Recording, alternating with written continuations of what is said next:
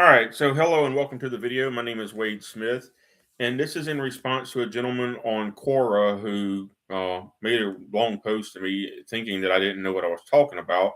And I've actually had several thousand hours logged when I was younger of full contact karate sparring with a fourth degree black belt and third degree black belt and even seventh degree black belt supervision and instruction against second degree black belts. So I know what I'm talking about. All right. And I watched 3.5 boxing matches earlier this morning. Uh, and all but one of the boxers had the problem of telegraphing their punch in pretty much the same way, either their right cross punch or their left cross punch if they were a southpaw, or their same side hook punch was heavily loaded and telegraphing. What do I mean by loading? All right, so here's your standing guard. You get at a 45-degree angle from your opponent.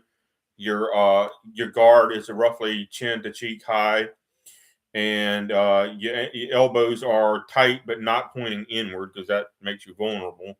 But your elbows are tight and covering your ribs. All right. Well, I punch because I was taught to punch from standing guard right here. All right. Jab, cross. And I'm not doing this full speed, but all right. When I was 20 years old, I could hit you twice before you even knew I was doing anything. So your punch does not come from back here. These boxers, pro boxers, right? Ranked pro boxers, were loading their cross punch by pulling it all the way back here and then throwing from their shoulder.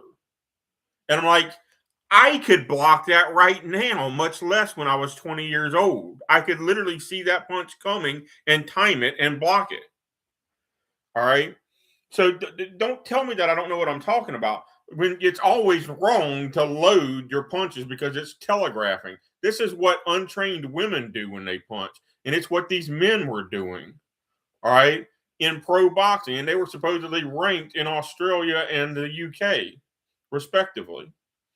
And I'm like, oh no, buddy, you wouldn't hit me, and you're supposedly the best in an entire country. You wouldn't hit me with that. You wouldn't hit me right now with that. All right. So loading your punch, they were literally rearing back like this and loading full arm to throw a cross punch or a hook punch. So don't tell me that that's not wrong, guy, because that is wrong. And don't tell me you can't see that coming in time to respond to it, especially in karate. If it was karate, I would kick the guy while he was loading because his punch is so far away from me that I'm safe. But even in boxing, if he loads, I'm going to throw a jab out there and then pop him in the nose before he even goes through the full motion of throwing his hook punch or his straight right cross. But that's what I'm talking about. I'm not talking about just the most ridiculous telegraph that I've ever seen, which is of course a wind up, but I don't even know why people do that. But they're mocking one another. But this was a load where you're like a girl throwing a baseball. Where you literally back swinging your shoulder and your arm before your punch is how bad they are at boxing, and they're supposedly ranked. Is that all we got anymore in boxing? Because 30 years ago it wasn't like that. 30 and 35 years ago, I remember watching the end of Larry Holmes' career and the beginning of other boxers' careers, and the end of Mike Tyson and Evander Holyfield's careers, and they didn't punch like that. They punched from standing guard. All right here.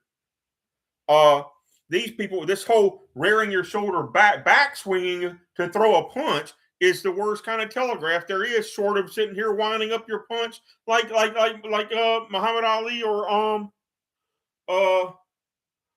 not Muhammad Ali. I'm trying to say the Apollo Creed on Rocky is what I'm trying to get out. That he was mocking Rocky and he would wind up his punch and throw a jab. But anyway, you know what I'm saying. That is the mistake I was talking about. And literally, all right. So I watched 3.5 boxing matches, and 7 of them had the same problem. 7 of the 8 fighters in the 3.5 boxing matches that I watched this morning before I quit bothering to watch had the same problem of telegraphing their rear side punches. So don't tell me it's not happening, and don't tell me that a good karate fighter or a good boxer couldn't take advantage of it, because they look ridiculous. They look like they'd never thrown a punch in their lives, is what they look like.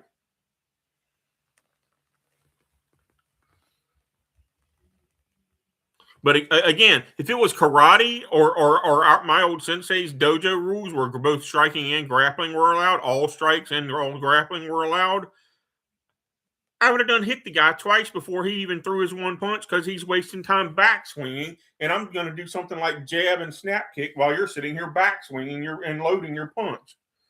And as for grappling, I mean, I know 200 and something submissions. So it's like, if I see your punch coming, that it's that heavily loaded, guess what? When you go to throw it forward, I'm stepping out of the way and parrying it. I'm not going to stand there and I'm not even going to box out. I'm going to step out of the way and parry it. And then back fist on as I'm parrying or something like that. And I'm going to control your strike and grapple you anyway, in that case, when it's that heavily telegraphed. Now, it's true that I'm in pretty bad shape now, but you try. I'm actually considering the fact that I've had 4 strokes in my life, 2 of which are well documented. I'm actually doing pretty good for a 45-year-old who survived 4 strokes.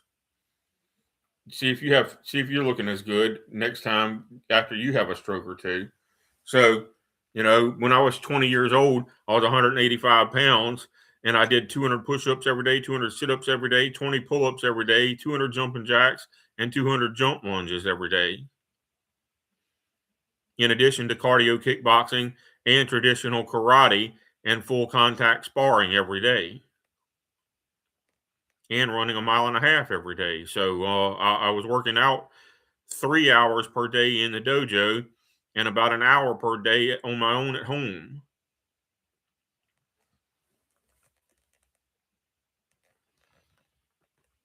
But yeah, the guy that responded to me, he thought that I was some kind of Joe Schmo with no experience in fighting, and I have at least a couple thousand hours experience in sparring against 2nd-degree black belts. As I said, with 4th-degree black belt supervision and training, and some 7th-degree black belt supervision and training. About 200 hours of 7th-degree black belt supervision and training. All right, I'm done with this video. Again, all right, you can see this coming a mile away and respond to it. So don't tell me that that's not a telegraph and that pro boxers are supposed to be doing that. That's bullshit. That's garbage. That's bad boxers. And they're supposedly ranked. There's got to be somebody out there that's a better fighter than that. Supposedly ranked in national titles.